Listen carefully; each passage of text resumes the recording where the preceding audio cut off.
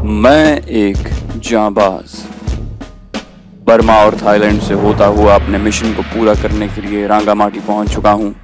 पूरी कहानी सुनने के लिए डिस्क्रिप्शन में मौजूद प्लेलिस्ट के लिंक को क्लिक कीजिए और चैनल को सब्सक्राइब करना मत भूलिए। सब्सक्रिप्शन के बटन को दबाइए और बेल आइकन पर क्लिक कीजिए ताकि आपको तमाम कहानियां मिलती रहें। और इसे लाजिमन लाइक और शेयर करने के बाद हमारे फेसबुक पेज को फॉलो कीजिए जिसका लिंक डिस्क्रिप्शन में मौजूद है। और सबसे आम, कमेंट करके हमें बताइए कि आपको हमारी वीडियोस कैसी लग रही हैं। तो आइए कहानी की तरफ चलते हैं। उसी रोज शाम को परेशान हाल रजी हवेली में आया और बोला कि उसकी गैर मौजूदगी में उसके झोंपड़े को नजर आतिश कर दिया गया है और उसकी बीवी गायब है। जब मैंने उसे बताया कि उसकी बीवी हवेली में है और बिल्कुल सही सलामत है तो उसकी जान में जान आई। उसने बताया कि उसे कश्तियों के इंतजाम में इतने रोज इसलिए लग गए क्योंकि दरियाई बाजार कल ही उस गांव के करीब पहुंचा है। उसने गांव के सरबराह के जरिए 3 कश्तियों का इंतजाम किया जो परसों दोपहर 4 बजे से गांव के घाट पर हमें चिटागोंग तक ले जाने के लिए तैयार मिलेंगी और अगली सुबह 10 बजे हमारा इंतजार करेंगी। 15,000 टका उनका मुआवजा तय हुआ है। हालात के पेश नज़र मैं इस मौके को गंवाना नहीं चाहता था, लिहाजा मैंने फैसला किया कि कल सुबह ही यहाँ से कूच कर लेना चाहिए। रजी के मुताबिक 8 घंटे के पैदल सफर से हम इस गांव तक पहुंच सकते हैं। मैंने सुबह 6 बजे रवानगी का वक्त मुकर्रर किया और साथियों को तैयारी का कहकर रानी को रवानगी का बताने जनान खाने में गया। रानी से फारिग होकर मैंने माजूल सरदार के तहखाने का रुख किया। उसके दरवाजे पर पहुंचा तो मेरे औसान खता हो गए। दरवाजा खुला था, थाई पहरेदार की लाश दरवाजे पर पड़ी थी और सरदार बमा उसकी राइफल के गायब था और खिड़की से एक रस्सी लटक रही थी। मुझे समझ में नहीं आ रहा था कि ये रस्सी कहां से आई। मैं मुल्हिका बाथरूम में गया तो वहां भी एक खिड़की थी जिस पर भी एक छज्जा बना हुआ था। सरदार की निगरानी और कमरे की तलाशी में हम सब से चूक हो गई। सरदार को यकीनन 2 रस्सियां भेजी गई थीं, एक हमें धोखा देने के लिए और दूसरी इस्तेमाल के लिए। एक रस्सी मिलने पर हम उस तरफ से मुतमईन हो गए थे और बाकी वक्त दूसरी चीजों की तलाश में सर्फ किया। मैंने पहरेदार थाई की लाश को घसीट कर सरदार के बिस्तर पर डाला और कंबल ओढ़ा दिया। दरवाजे को ताला लगाकर मैंने रानी को सरदार के फरार की खबर बताए बगैर अपने साथियों के पास आया और नंबर 2 को बुलाकर सारी हकीकत बताई। सरदार के फरार की बात सुनकर वो बहुत परेशान हुआ, लेकिन मेरी इस बात से वो मुत्तफिक थे कि हमें कल सुबह जरूर रवाना हो जाना चाहिए ताकि सरदार को हमारे खिलाफ हमले की तैयारी का कम से कम वक्त मिले। रजी और मैं बिल्कुल साथ साथ चल रहे थे। मैंने निहायत धीमी आवाज में उससे पूछा कि उसने एक मकान की छत पर टॉर्च की जलती बुझती रोशनी देखी थी। उसने हाँ कहते हुए कहा कि इस रोशनी के फौरी बाद ही उल्लू के बोलने की आवाजें भी आई थीं। जंगलों में मेरी जिंदगी बीती है, मैं उसी वक्त पहचान गया था कि ये असली उल्लू की नहीं बल्कि ये आवाज किसी इंसान ने निकाली है। उल्लू रात के वक्त सिर्फ पहले आधे हिस्से में ही बोलते हैं, सुबह नहीं। मैंने कहा इससे साबित होता है कि हमारी रवानगी और इस रास्ते का इल्म मुखालिफिन को हो चुका है और हम पर हमला करने वालों को उल्लू की आवाज में हमारी आमद का सिग्नल दिया गया है। मैंने कैसर के एक साथी को जो हमारे साथ चल रहा था सरगोशी में कहा कि पीछे जाकर सब साथियों को बता दे कि रेड अलर्ट रहें। दुश्मन को हमारे इस रास्ते से रवानगी का इल्म हो चुका है और किसी लम्हे भी हमारा इस्तकबाल हो सकता है। कैसर का साथी बाकियों को इत्तला देने पीछे चला गया। हम उस वक्त घने जंगल से गुजर रहे थे जहां बेतरतीब दरख्त इतने करीब थे कि सीधा आगे बढ़ने की बजाय हमें आड़ा तिरछा होकर चलना पड़ता था। हमारे कदमों तले सूखे पत्ते चुरमुरा कर हमारे चलने और रास्ते की निशानदही कर रहे थे। हम बमुश्किल 200 मीटर आगे बढ़े होंगे कि हमारे खच्चर यकबारी हिनहिनाने लगे। उनमें खतरे को भांप लेने की हिस्स इंसान से कहीं ज्यादा होती है। इस यकीन के साथ कि हम अब हमलावरों के बहुत करीब थे, मैंने अपने चारों तरफ फैले दरख्तों के झुंड पर ऊपरी जानिब सब मशीन गन से फायरिंग की। ये फायरिंग मेरे साथियों के लिए सिग्नल थी। उन्होंने भी इसी तरह फायरिंग शुरू कर दी। जंगल गोलियों की आवाज से गूंज उठा और परिंदे गोलियों की आवाज से खौफजदा होकर अपने घोंसलों से उड़ने लगे। फायरिंग और परिंदों के शोर मचाने से जंगल में रात की खामोशी का तिलिस्म टूट चुका था। अभी तक हम पर ना ही कोई तीर फेंका गया था और ना ही कोई हमला आवर दिखाई दिया था। हमला आवरों को अपने करीब होने को मैं अपना वहम तो कह सकता था, लेकिन खच्चरों के हिनहिनाने की क्या वजह थी। यकजक मुझे ख्याल आया कि बहुत मुमकिन है कि दरख्तों पर चढ़े हमला आवर हमसे अभी कुछ दूर हों, लेकिन कुछ हमला आवर खामोशी से हमारे मुतवाजी चल रहे हों और उनके कदमों तले मसले जाने वाले पत्तों की आवाज से खच्चर हिनहिना रहे हों।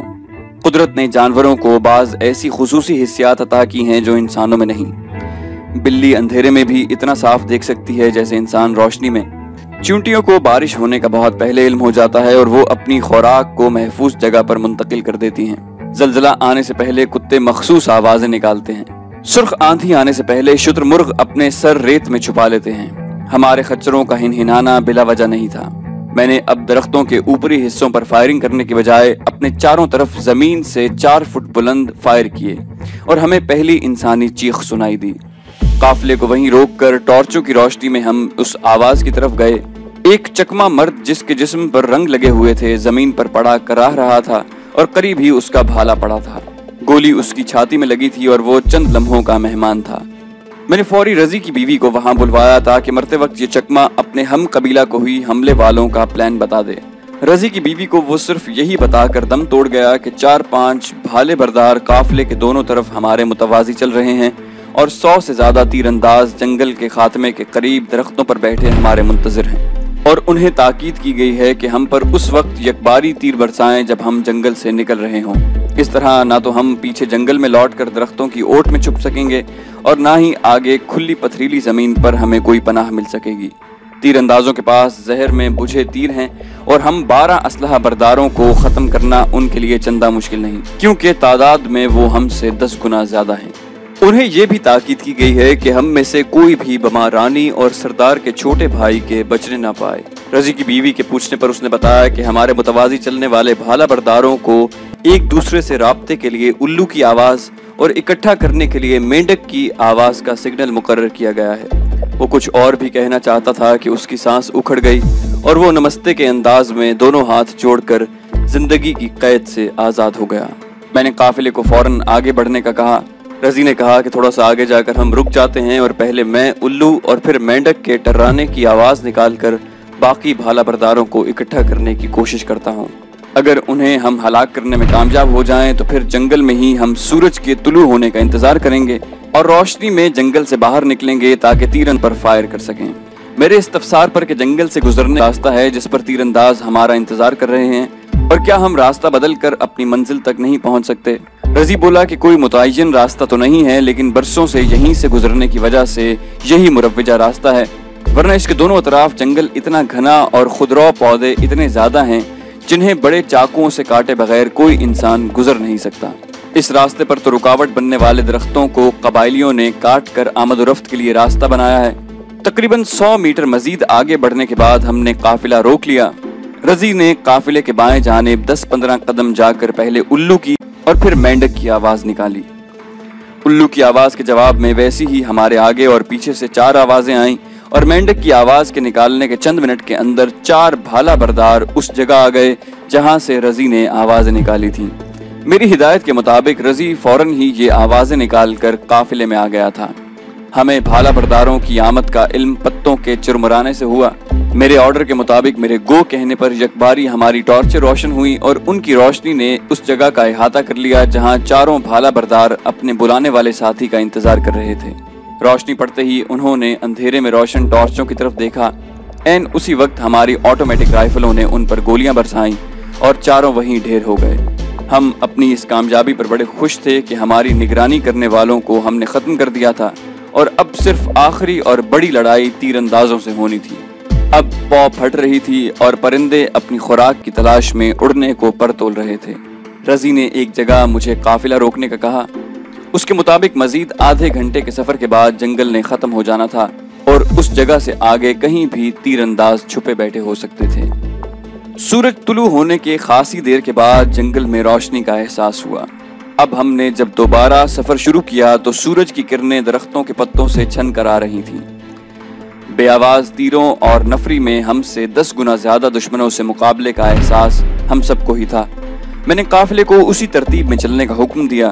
صرف 2 تھائی اور کیسر کے 2 ساتھیوں کو کہا کہ وہ قافلے کے دونوں اطراف 20-20 فٹ کی دوری پر چلیں اور درختوں پر نگاہ رکھیں تاکہ تیر اندازوں کو ہم پر حملے کے وقت خود ہماری 2 طرفہ فائرنگ سے بچاؤ کی وجہ سے قافلے پر کنسنٹریشن کا موقع نہ ملے۔ دوسرے انہوں نے خود کو قافلے کی گزرگاہ کی دونوں جانب کے درختوں کے پتوں میں چھپایا ہوگا اور ان کے لیے یہ ممکن نہ ہوگا کہ اپنی پچھلی جانب سے بھی پتوں کی آڑ لے سکیں۔ ہمارے متوازی چلنے والے ساتھیوں کو گھنے درختوں میں سے گزرنا اچھا خاصا دشوار تھا، لیکن ناممکن نہ تھا، اور جب جان پر بنی ہو تو ایسی رکاوٹوں کی کون پرواہ کرتا ہے۔ اپنے سب مسلح ساتھیوں کو میرا سٹینڈنگ آرڈر یہ تھا کہ اگر انہیں درختوں میں چھپا کوئی بندہ نظر آئے تو بلا تاخیر اس پر فائر کریں، اور اگر ایسی صورت نہ پیش آئے تو جب تک میں سب مشین گن سے فائر نہ کروں کوئی بھی فائر نہ کریں، اور میرے فائر کے بعد مسلسل درختوں پر فائر کرتے جائیں جب تک کہ جنگل سے باہر نکل کر میں فائر بند نہ کر دوں۔ اس آرڈر سے میرا مقصد یہ تھا کہ تیر انداز جو کہ یقیناً درختوں میں چھپے بیٹھے ہوں گے، ہم انہیں اپنے مسلسل فائر میں اتنا الجھا دیں کہ انہیں تیر چلانے کا موقع ہی نہ مل سکے، اور اس وقت اپنا فائر بند کر دیں جب ہم ان کے تیروں کی رینج سے بالکل باہر نکل چکے ہوں۔ مجھے یہ بھی خدشہ تھا کہ کھلی جگہ پر اور جنگل سے باہر نکلنے کے بعد بھی ہمیں دشمن کی طرف سے سردار کی ہم سے چھینی رائفل اور دوسرے فائر آرمز کا سامنا بھی کرنا پڑ سکتا ہے۔ اس لیے میں نے رضی کو کہا کہ میرے ساتھی جنگل سے باہر نکلنے کے بعد بھی پیچھے چھوڑے درختوں پر فائر کریں گے، جبکہ ہم دونوں جو قافلے کے آگے چل رہے ہوں گے سامنے کا دھیان بھی رکھیں گے۔ ہمارا قافلہ آگے بڑھتا جا رہا تھا کہ رضی نے اشارے سے مجھے دکھایا۔ ہم سے تقریباً 100 میٹر کے فاصلے پر کھلی جگہ پر سورج کی شعائیں پڑ رہی تھیں، یعنی وہاں پر جنگل ختم ہو جاتا تھا۔ اسی 100 میٹر کے اندر تیر انداز چھپے ہوئے تھے۔ بھالا بردار لڑاکے نے بھی مرتے وقت یہی کہا تھا کہ تیر اندازوں کو ہم پر کھلی جگہ پہنچتے ہی اٹیک کرنے کا حکم دیا گیا ہے۔ 100 سے زیادہ تیر انداز جنگل کے آخری درختوں پر تو خود کو چھپا نہیں سکتے تھے، لہٰذا جب کھلی جگہ 60 میٹر کے لگ بھگ دور رہ گئی تو میں نے اللہ کا نام لے کر اپنی مشین گن سے سامنے اور اپنے دونوں اطراف کے درختوں پر فائر کھول دیا۔ میرے فائر کے ساتھ ہی میرے ساتھیوں کے اسلحے بھی گولیاں برسانے لگے۔ یقین جانیے جیسے بیروں سے لدے پیڑ پر پتھر مارنے سے ڈھیر بیر گرتے ہیں، ویسے ہی درجنوں رنگوں سے خود کو کیموفلاج کیے ہوئے چکما تیر انداز درختوں سے گرنے لگے۔ کئی تو ہمارے اتنے قریب گرے کہ محض چند انچ کے فاصلے سے ہم ان کے جسموں تلے دبنے سے بچے۔ مختلف اسلحوں سے کیے جانے والے فائروں، گرنے والے چکموں کی چیخوں اور پرندوں کو میری اور رضی کی گولیاں مس کر رہی تھیں، انہیں میرے ساتھیوں کی گولیوں نے جا لیا۔ میری اسٹریٹجی کے مطابق ہمارے راستے کے ایک ایک درخت پر میرے اور میرے ساتھیوں نے مختلف زاویوں سے 4 بار فائر کیے۔ ہمارا قافلہ بڑھتا جا رہا تھا، جہاں پر حمید نے اپنی کارکردگی دکھائی اور خچروں کو قابو میں رکھا۔ اس دوران ہم پر بغیر نشانے کے 8-10 تیر پھینکے گئے تھے۔ تیر اندازوں نے یقیناً ہمیں نشانے پر لے رکھا تھا اور اس انتظار میں تھے کہ ہم ان کی رینج میں آ جائیں تو وہ تیر چلائیں۔ ہماری گولیوں نے انہیں اس کی مہلت ہی نہ دی اور ان کے گرتے وقت تیر ان کی کمانوں سے نکلے اور ادھر ادھر جا پڑے۔ ہمارے محتاط اندازے کے مطابق جنگل سے نکلنے اور ہمارے پچھلی جانب ہمارے فائر کرنے سے گرنے والے تیر اندازوں کی کل تعداد 95 سے زیادہ تھی۔ کھلی جگہ پر بھی ہم آگے بڑھتے ہوئے جب اس رینج سے باہر آ گئے جہاں جنگل سے چھوڑے گئے تیر ہم تک نہ پہنچ سکیں تو میں نے قافلے کو رکنے کا حکم دیا۔ میرے تمام ساتھی، رانی، اس کا لڑکا اور خچر بالکل سلامت تھے۔ میں نے سکون کا سانس لیا اور مشین گن زمین پر رکھنے کے لیے جھکا ہی تھا کہ سامنے سے فائر کی گئی رائفل کی ایک گولی میرے سر کے اوپر سے گزر گئی اور پھر مسلسل رائفل کا فائر آنے لگا۔ میرے ساتھی ایسی صورتحال سے نبرد آزما ہونے کے لیے مکمل ٹرینڈ تھے۔ ہم سب چند سیکنڈوں میں ہی پتھروں کی اوٹ میں آ کر آنے والے فائر کا جواب دینے لگے۔ قیصر رولنگ کرتے ہوئے خچروں کی طرف گیا، لیکن اس کے ان تک پہنچنے سے پہلے ہی دونوں خچر گولیوں کا نشانہ بن کر ڈھیر ہو چکے تھے۔ فائرنگ شروع ہوتے ہی رانی، کلپنا اور رضی کی بیوی پتھروں کی اوٹ میں جا چھپی۔ راجا کا چھوٹا لڑکا بار بار کھڑا ہو کر ہم پر آنے والے فائر کی طرف تیر چلا رہا تھا۔ میں نے اسے سختی سے منع کیا اور کسی محفوظ پتھر کے پیچھے خاموشی سے بیٹھنے کے لیے کہا۔ ہم پر شدید فائر ہو رہا تھا۔ گولیوں کے رخ اور فائر کی آوازوں سے معلوم ہوتا تھا کہ کم از کم 3 رائفلیں ہیں جو ہم پر گولیاں برسا رہی ہیں۔ اس وقت سورج کی روشنی خاصی پھیل چکی تھی۔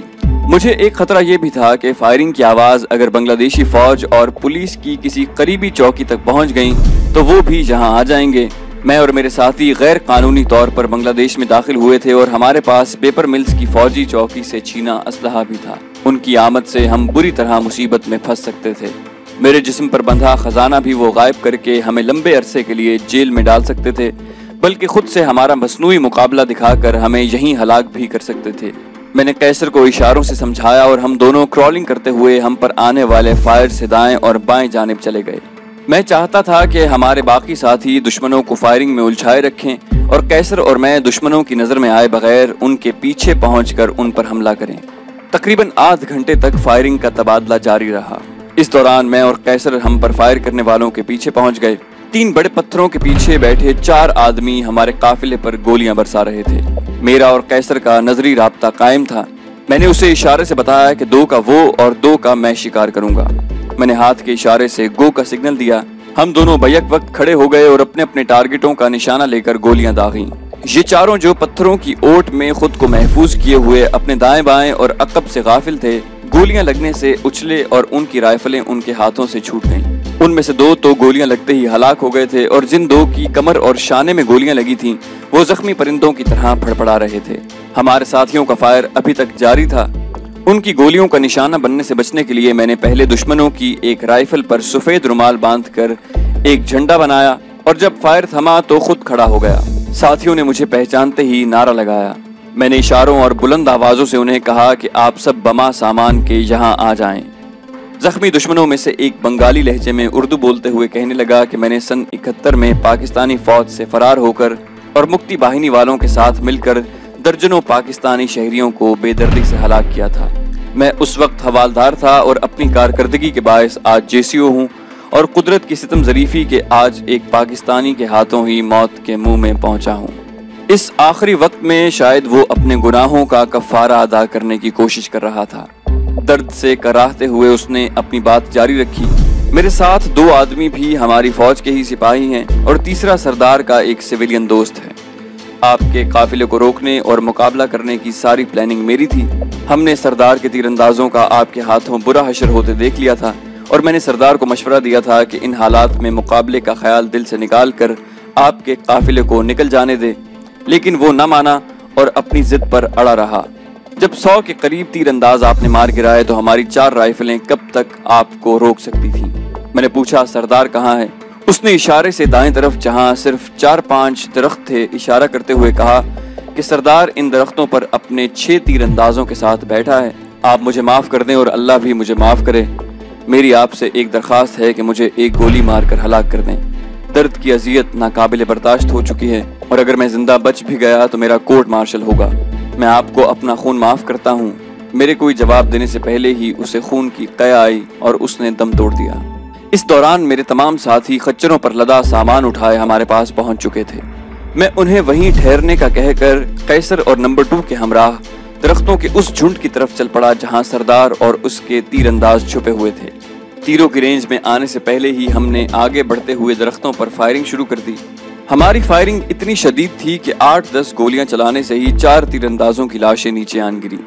उनके साथ ही 2 तीरंदाज जिनकी रानों पर गोलियां लगी थीं कूद कर नीचे आन गिरे और अपने तरकश और कमान परे फेंक कर हमसे जान बख्शी की भीख मांगने लगे। मैंने उन्हें नजरअंदाज करते हुए अंग्रेजी में ऊंची आवाज में कहा कि सरदार तुम्हारा खेल खत्म हो चुका है। हमारे पास इतना वक्त नहीं कि हम तुमसे मुकालमा बाजी कर सकें। अगर 20 सेकंड में तुमने नीचे आकर हथियार न डाले तो हम गोलियों से तुम्हें छलनी कर देंगे। मैंने ऊंची आवाज में काउंटडाउन शुरू कर दिया। अभी 8 सेकंड ही गिने थे कि मुझ पर राइफल का फायर हुआ और गोली मेरे दाएं कंधे से चंद इंच के फासले से गुजर गई। साथ ही साथ सरदार की राइफल गिरी और साथ ही वो बड़े बेढब तरीके से नीचे गिरा। कैसर और नंबर 2 ने फौरन उस पर अपना असलहा तान लिया। सरदार मुंह से तो कुछ न बोला, लेकिन हम तीनों की तरफ हाथ बांधकर ऐसे मुल्तजी नजरों से देखने लगा जैसे जिंदगी की भीख मांग रहा हो। ये मेरा कयास था, जिसकी तायीद सरदार ने भी की कि उसने जिंदगी में पहली बार 3 mm राइफल चलाई थी, जिसे उसने थाई पहरेदार से छीना था। हवेली के शाहाना और आरामदेह माहौल में परवरिश पाने और सरदार बनने के बाद अय्याशियों में गर्क सरदार ने इस राइफल से मेरा निशाना तो ले लिया, लेकिन दरख्त के तने पर बैठने और गोली चलने के झटके से नावाकिफ होने के बायस अपना तवाजुन और राइफल पर अपना कंट्रोल बरकरार न रख सका, जिसके नतीजे में गोली मुझे मिस कर गई।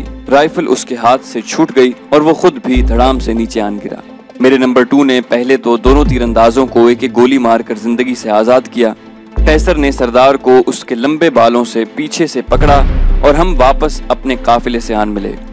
सरदार को देखकर मेरे थाई साथियों की आंखों में खून उतर आया था और वो अपने पहरेदार साथी की अलमनाक मौत का बदला लेने को बेचैन थे। सरदार को कैसर ने जबरदस्ती घुटनों के बल बिठा दिया। सरदार के सामने ही उसकी माँ और छोटा भाई खड़े थे और सारे थाई उस पर अपना असलहा ताने हुए मेरे इशारे के मुंतजिर थे कि उसे गोलियां मारकर अपने इंतकाम की आग ठंडी कर सकें। सरदार ने इस मंजर को देखकर फिर हाथ जोड़ दिए। اس سے پہلے کہ تھائی اس پر گولیوں کی بوچھاڑ کر دیتے، اس کی ماں نے بیٹے کی جان بخشی کی التجا کی۔ میں نے اپنی سب مشین گن نیچے رکھ کر اپنا پسٹل نکالا اور سردار کو مخاطب کرتے ہوئے بولا کہ ان 100 سے زیادہ ہلاکتوں کے صرف تم ذمہ دار ہو۔ میں تو یہاں تمہارے راجہ بننے کا شاہی فرمان لے کر اور تمہاری ماں اور بھائی کو ساتھ لے جانے کے لیے آیا تھا، لیکن تم نے سب کچھ جانتے ہوئے بھی ہماری راہ میں ہر طرف روڑے اٹکائے۔ تم اتنے بے غیرت ہو کہ میرے تھائی ساتھی کو ہلاک کر کے اب اسی کے ہم وطنوں کے آگے ہاتھ جوڑ رہے ہو۔ ہمارا تو تم سے کوئی تعلق یا رشتہ نہیں، لیکن تم تو اپنی ماں اور بھائی کو بھی بلا وجہ ہلاک کرنے کے درپے تھے۔ تم نے اپنی بیوی کو اس قدر مارا کہ وہ ایک ٹانگ سے محروم ہو گئی۔ اپنے سردار بننے کے زوم میں تم انسانیت سے اس قدر دور ہو گئے کہ ہماری ساتھی اور مہمان کلپنا کو تم نے زبردستی اپنی ہوس کا نشانہ بنایا۔ تم عقل و دانش سے اس قدر عاری ہو کہ یہ تک نہ سمجھ سکے کہ جو لوگ سفر کی صعوبتیں اٹھا کر اور انتہائی خطرناک حالت سے گزر کر رانگا ماٹی تک آئے ہیں، کیا وہ تمہارے اشارے پر بلا چوچراں اپنے اپنے سینے کھول کر رکھ دیں گے کہ تمہارے تیر اندازوں کے تیروں کا نشانہ بن سکیں؟ میں تمہیں ہلاک کر کے اپنے ساتھی کی موت کا انتقام لے سکتا ہوں، لیکن تمہارے مرنے سے میرا انتقام پورا نہ ہوگا۔ میں تمہیں زندہ رہنے دوں گا، لیکن اس صورت میں کہ اپنی زندگی کے آخری لمحے تک تمہیں میرے انتقام کی یاد آتی رہے گی اور تم اسے کبھی بھی فراموش نہیں کر سکو گے۔ یہ کہتے ہوئے میں نے قیصر کو کہا کہ اسے کھڑا کرو۔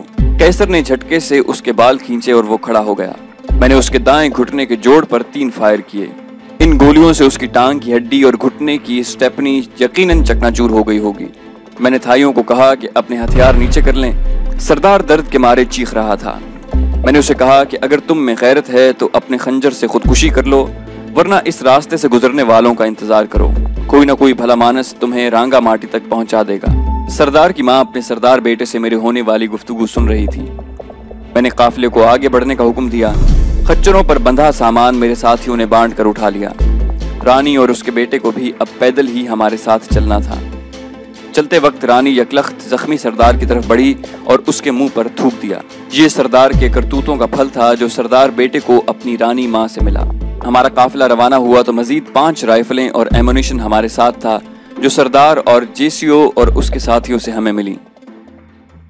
رات کے 9 بجے ہم دریائی گاؤں میں پہنچے۔ رضی نے گاؤں کے سربراہ کو ہماری آمد کے متعلق بتایا۔ رضی کو میں نے سختی سے منع کر دیا تھا کہ رانی اور بیٹے کی اصلیت سربراہ یا کسی اور پر ظاہر نہ ہو، لیکن سربراہ نے رانی کو دیکھتے ہی پہچان لیا کیونکہ وہ راجہ تری دیو کے دور میں کئی بار رانگا ماٹی کے شاہی تقریبات میں شرکت کر چکا تھا۔ اس نے اپنی ہمت اور وسائل سے بڑھ کر ہماری میزبانی کی۔ اپنے گھر کے اور ارد گرد بنے کئی مکان اس نے فوراً خالی کروائے اور ہمیں ان میں ٹھہرایا۔ رانی، اس کے بیٹے کلپنا اور رضی کی بیوی کو اس نے اپنے گھر میں سب سے آرام دہ کمرے دیے۔ اس کے وہم و گمان میں بھی نہ تھا کہ کبھی چکما قبیلے کی رانی اور راجے کا بیٹا اس کے مہمان بنیں گے۔ ہم گزشتہ رات بھر جاگتے رہے تھے اور آج صبح سے جو کچھ ہمارے ساتھ پیش آیا تھا اور اس کے علاوہ یہاں تک کہ سفر نے ہمیں بالکل نڈھال کر دیا تھا۔ کھانا کھا کر ہم جو لمبی تان کر سوئے تو دوسرے روز دوپہر تک سوتے رہے۔ گاؤں کے سربراہ نے ہماری میزبانی اور خاطر تواضع میں کوئی کسر نہ چھوڑی تھی۔ دوپہر کے کھانے کے دوران اس نے بتایا کہ اس کے گاؤں کے چند لوگ راستے میں زخمی پڑے چکما سردار کو رانگا ماٹی چھوڑ آئے ہیں۔ وہ تھوڑی دیر پہلے ہی گاؤں واپس پہنچے ہیں اور انہوں نے بتایا کہ راستے میں انہوں نے 200 سے زیادہ زخمی اور مردہ چکما لڑاکے جوانوں کو دیکھا تھا، جس کی اطلاع انہوں نے ان کے قبیلے والوں کو دی اور قبیلے والے لاشیں اور زخمیوں کو اٹھانے اسی وقت روانہ ہو گئے۔ رانی اور اس کے لڑکے کی اس کے گاؤں میں مسلح غیر ملکیوں کے ہمراہ آمد، سردار کے زخمی ہونے اور اتنی بڑی تعداد میں لڑاکوں کے زخمی اور ہلاک ہونے سے سربراہ معاملے کی تہ تک یقیناً پہنچ چکا تھا، لیکن نہ اس نے ہمیں کریدنے کی کوشش کی اور نہ ہی ہم نے اسے کچھ بتایا۔ ویسے اس کے چہرے سے پریشانی صاف ظاہر تھی۔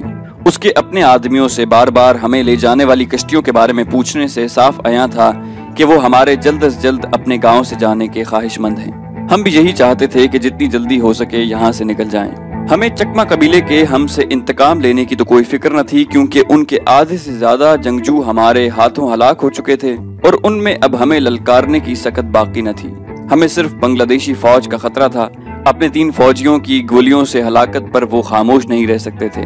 مجھے یہ خدشہ بھی تھا کہ چکما قبیلے والے بھی ہم سے انتقام لینے کے لیے فوج سے رابطہ کر کے انہیں اگر مقابلے کی جگہ تک لے آئے تو پھر ان فوجیوں کا ہماری تلاش میں اس گاؤں تک آنا یقینی تھا۔ اس لیے ان کی آمد سے پہلے ہی ہمارا یہاں سے رخصت ہونا ہماری سلامتی کے لیے لازمی تھا۔ شام 5 بجے کے قریب کشتیوں کی آمد کی اطلاع ملی اور ہم بھاگم بھاگ تینوں کشتیوں میں سوار ہو گئے۔ سربراہ نے رانی اور اس کے لڑکے کے لیے کشتی میں بیٹھنے کے لیے 2 کرسیاں بھی بھیج دیں۔ ہمیں رخصت کرتے ہوئے سربراہ نے رضی کی وساطت سے مجھے کہلوایا کہ وہ رانی اور لڑکے کے ہمراہ ہماری یہاں اچانک آمد کی وجہ جان چکا ہے اور ہمیں یقین دلاتا ہے کہ وہ یا اس کے گاؤں والے کسی کو بھی ہمارے یہاں رات گزارنے اور چٹاگانگ تک جانے کا نہیں بتائیں گے۔ راجہ تری دیو کے اس پر کئی احسان ہیں اور وہ کسی حالت میں بھی ہمارے متعلق ایک لفظ تک زبان پر نہ لائے گا۔ فروختگی کے سامان سے لدی 3 کشتیاں تھیں جو کہ بادبانی نہیں بلکہ انجن سے چلنے والی اور چپٹے عرشے والی تھیں۔ رام اور سیتا نامی 2 پہاڑیوں کے بیچ تیز رفتار جھاگ اڑاتی اور بل کھاتی کرنافلی دریا میں چٹاگانگ کی طرف روانہ ہوئیں۔ دریا کے تیز بہاؤ میں رفتار اور کنٹرول بے قابو ہونے کی وجہ سے کشتیوں کے پنکھے الٹے چل رہے تھے۔ 3 گھنٹے تیز بہاؤ سے لڑتے اور پہاڑی گزرگاہ میں بل کھاتے دریا میں کشتیوں کو کنٹرول کرتے گزر گئے۔ میں اور میرے ساتھی کشتیوں پر لدے سامان کی اوٹ میں بیٹھے تھے۔ رضی تھوڑی تھوڑی دیر بعد اپنی جگہ سے اٹھتا اور ہمیں بتاتا کہ اب کتنا سفر باقی رہ گیا ہے۔ سب سے اگلی کشتی میں قیصر اپنے آدھے ساتھیوں اور آدھے تھائیوں کے ساتھ تھا۔ درمیان والی کشتی میں راجے کا لڑکا، رانی، کلپنا، رضی اور رضی کی بیوی، میں اور میرا نمبر 2 تھا، اور آخری کشتی میں قیصر کے باقی ساتھی اور تھائی تھے۔ ہمارے پروگرام کے مطابق ہماری کشتیوں کو چٹاگانگ میں کشتیوں کے گھاٹ پر ہمیں اتارنا تھا جو نارائن گنج میں تھا۔ میں چٹاگانگ آخری بار سن 65 کی پاک بھارت جنگ کے فوری بعد گیا تھا۔ اس وقت یہ مشرقی پاکستان یعنی میرا ملک تھا اور اسی جگہ اب میں چوری چھپے جا رہا تھا۔ چٹاگانگ میں قیام کے دوران کئی مشرقی پاکستانی میرے گہرے دوست بن چکے تھے، جن میں شاہجہاں ہوٹل کا مالک بھی تھا۔ رات کے اندھیرے میں ٹمٹماتی روشنیوں میں ہم چٹاگانگ میں گھاٹ پر اترے۔ رضی زور دے رہا تھا کہ اس کے یہاں کئی جاننے والے ہیں، اس لیے ان کے ہاں جا کر ٹھہریں، لیکن میں نے اس کی تجویز رد کرتے ہوئے فیصلہ کیا کہ ہم پہلے اصفہانی کالونی میں جائیں گے۔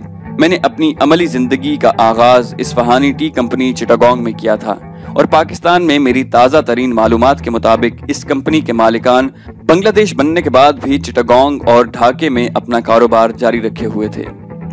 اس کمپنی میں میرے سینئر اور مجھے کام سکھانے والے محمود شیرازی تھے۔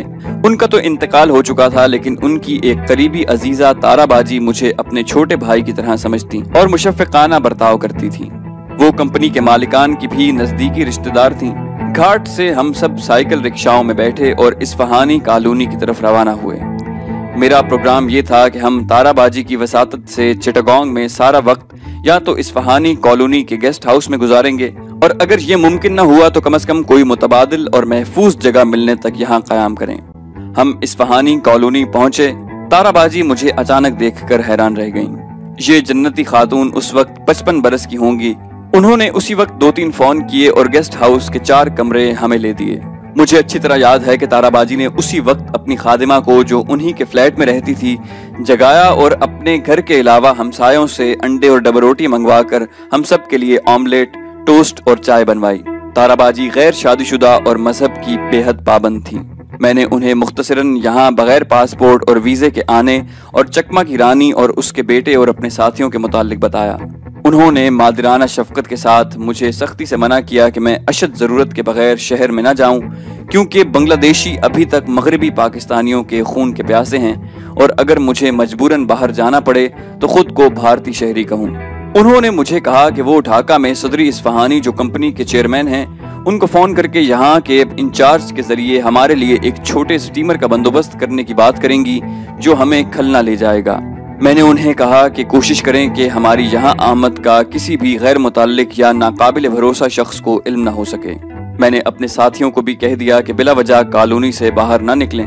میں نے رانی اور اپنے ہمراہ دوسری خواتین کا تارا باجی سے تعارف کروایا۔ مزید 1 دن اور رات ہم نے کالونی میں گزارے، لیکن میری سیماب صفت طبیعت اس پابندی کو قبول نہ کر سکی۔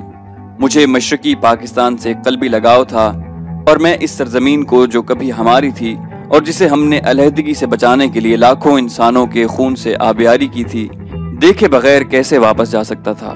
میں نے تارا باجی کو بتایا کہ میں 2 روز کے لیے ڈھاکہ جا رہا ہوں۔ ان کے بے حد منع کرنے کے باوجود میں اپنی ضد پر اڑا رہا۔ بالآخر تیسری صبح قیصر کو ہمراہ لے کر میں شہر کی جانب نکلا۔ ہمارے سائیڈ آرمز ہمارے ساتھ تھے۔ میں نے قیصر کو Shahjahan hotel, Maska hotel, Chittagong rest house, جہاں میں نے ملازمت کے دوران خاصا عرصہ قیام کیا تھا اور جسے سن 71 میں 25 مارچ سے پہلے اور سقوط ڈھاکہ کے بعد چٹاگانگ میں غیر بنگالیوں کی مرکزی مقتل گاہ بنا دیا گیا تھا۔ اس کے علاوہ آگرہ آباد روڈ میں اپنا دفتر، جم خانہ کلب، ٹائیگر پاس وغیرہ سب دکھائے، اور شام 4 بجے کی فلائٹ سے ہم ہندو ناموں اور بھارتی CBI کے افسر ہونے کا کہہ کر ڈھاکہ کے لیے روانہ ہو گئے۔ میں نے اپنا اور قیصر کا اسلحہ پائلٹ کے حوالے کیا جو ہمیں ڈھاکہ ایئرپورٹ پر لوٹا دے گا۔ تو دوستو یہ تھی ہماری آج کی ویڈیو۔ جانے سے پہلے اس ویڈیو کو لائک کرنا مت بھولیے، اسے لائک کیجئے اور شیئر کیجئے، ساتھ ساتھ ہمارے فیس بک پیج کو فالو کیجئے جس کا لنک ڈسکرپشن میں موجود ہے، اور فیس بک پر بھی اس ویڈیو کو لائک کیجئے اور اپنے دوستوں کے ساتھ شیئر کیجئے۔ اور اگر ابھی تک آپ نے ہمارے چینل کو سبسکرائب نہیں کیا تو اسے سبسکرائب کیجئے، سبسکرپشن کے بٹن پر کلک کیجئے اور ساتھ ساتھ بیل آئیکن کو دبائیے تاکہ آپ کو ہماری تمام اپڈیٹس فوراً ملتی رہیں، اور ساتھ ساتھ کامنٹ کر کے ہمیں بتائیے کہ آپ کو ہماری ویڈیوز کیسی لگ رہی ہیں۔ ہم مزید ویڈیوز لے کر جلدی حاضر ہوں گے۔ اپنا بے حد خیال رکھیے گا۔ اللہ حافظ۔